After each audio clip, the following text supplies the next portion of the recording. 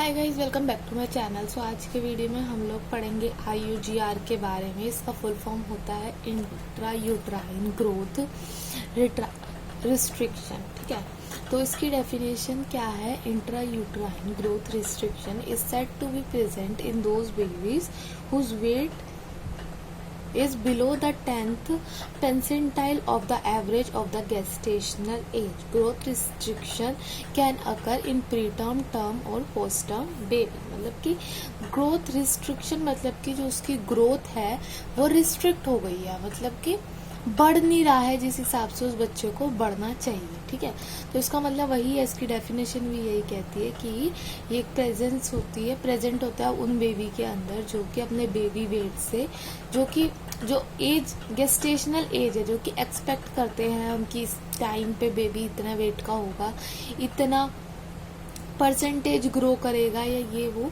जो भी हम उसका ग्रोथ जिस हिसाब से हम लोग चेक करते हैं वो अकर नहीं कर पाता। ठीक है, वो रिस्ट्रिक्टेड हो जाता है उस चीज के अंदर। तो इसके कॉजेज क्या क्या हो सकते हैं? तो सबसे पहला आता है मैटरनल कॉज। मैटरनल कॉज में भी बिफोर प्रेगनेंसी क्या हो सकता है कि low pre pregnancy weight and small maternal size, मतलब कि प्री प्रेगनेंसी वेट है और स्मॉल मैटरनल साइज है। ठीक है, अनीमिया हो सकता है, या तो फोटल डेफिशिएंसी, फ्लूइड डेफिशिएंसी हो सकती है, लो सोशियो इकोनॉमिक स्टेटस हो सकता है कि माँ जो है सही से खाना पीना नहीं मिल रहा है, तो उस वजह से हो सकता है। अगर आपको इसका मतलब समझ नहीं आया कि लो प्रेगनेंसी वेट क्या है, तो इसका मतलब है कि जो प्रेगनेंसी के टाइम पे जो मदर थी वो अंडर वेट थी। ठीक है, उसके बाद है पैरिटी और नोन और मोर देन 5 बर्थ, मतलब कि या तो कभी कोई कंसीव ही नहीं किया है, या तो फिर 5 से भी ज्यादा बर्थ दिए हुए हैं। ठीक है, मतलब ज्यादा जो बर्थ देते हैं ना मदर्स को।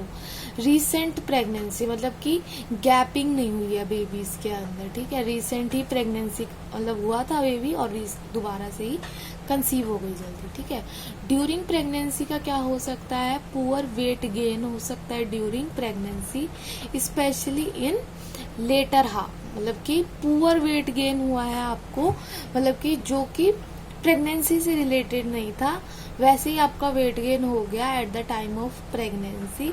स्पेशली आपका जो सेकेंड हाफ था, लेटर हाफ जो होता है, उसके अंदर ज्यादा आपका वेट गेन दिखा। ठीक है, moderate to heavy physical work, अगर तो आप हैवी या फिजिकल वर्क कर रहे हो तो उस वजह से भी बेबी रिटार्डेड रह सकता है।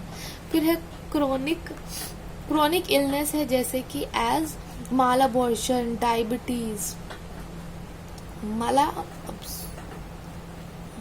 माल एब्जॉर्प्शन, डायबिटीज है, रीनल डिसीजेज है, तो ठीक है, इस वजह से भी हो सकता है।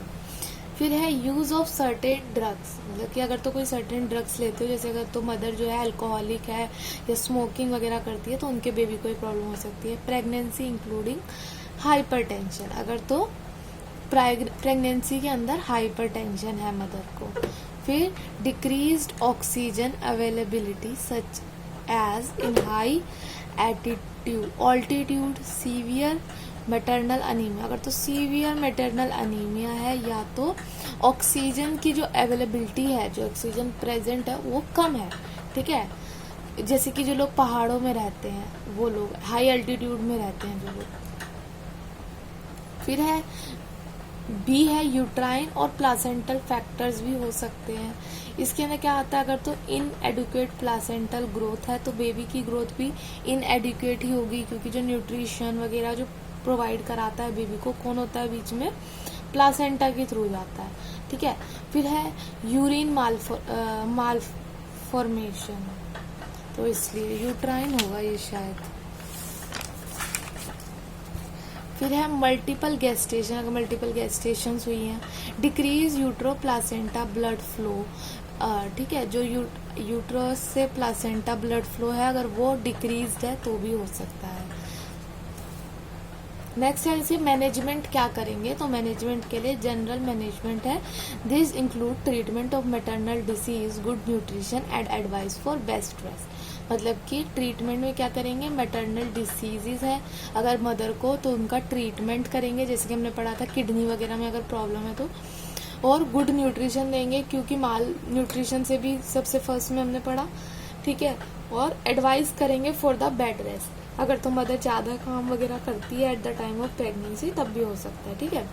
फिर है pre term delivery is indicated if the foetus show evidence of abnormal function of biophysical profile test, मतलब प्री टर्म डिलीवरी करा देंगे बेबी की अगर तो हमें दिख रहा है कि एबनॉर्मल फंक्शंस हो रहे हैं ऑन, मतलब अगर हमें दिख रहा है कि एबनॉर्मल फंक्शनिंग वगैरह हो रही है तो हम प्री टर्म बेबी को ही डिलीवर करा देंगे। फिर है antenatal administration of steroid in pre term and delivery at the institution with an emergency obstetric care and neonatal care is advise. Antenatal administration जब हम लोग करेंगे, ठीक है, स्टेरॉइड्स की, तो प्री टर्म प्रेगनेंसी है अगर तो और डिलीवरी है इंस्टीट्यूट में, इमरजेंसी ऑब्स्टेट्रिक केयर और नियोनेटल केयर यूनिट में एडवाइस करेंगे जाने को, ठीक है।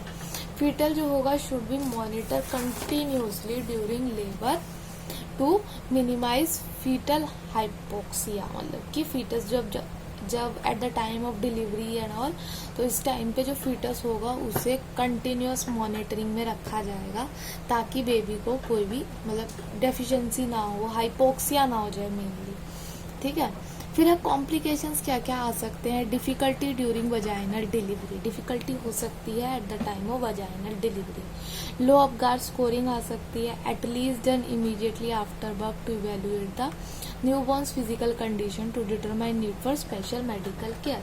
जो अपगार स्कोरिंग करेंगे इमीडिएटली करना है आफ्टर बर्थ, ताकि अगर तो कोई फिजिकल कंडीशन है, अगर हमें कुछ दिखेगा प्रॉब्लम वगैरह, तो हम इमीडिएटली स्पेशल मेडिकल केयर के लिए बुला सकें, ठीक है। नेक्स्ट है लो बर्थ वेट बेबी हो सकता है अगर रिस्ट्रिक्टेड है, ठीक है। हाइपोग्लाइसीमिया हो सकता है बेबी को, और high red blood cell count हो सकता है, लो रेसिस्टेंस ऑफ इन्फेक्शन रह सकता है, और डिफिकल्टी हो सकती है इन मेंटेनिंग बॉडी टेम्परेचर, ठीक है। And this was it for today. I hope आपको समझ में आया होगा। Thank you so much for watching.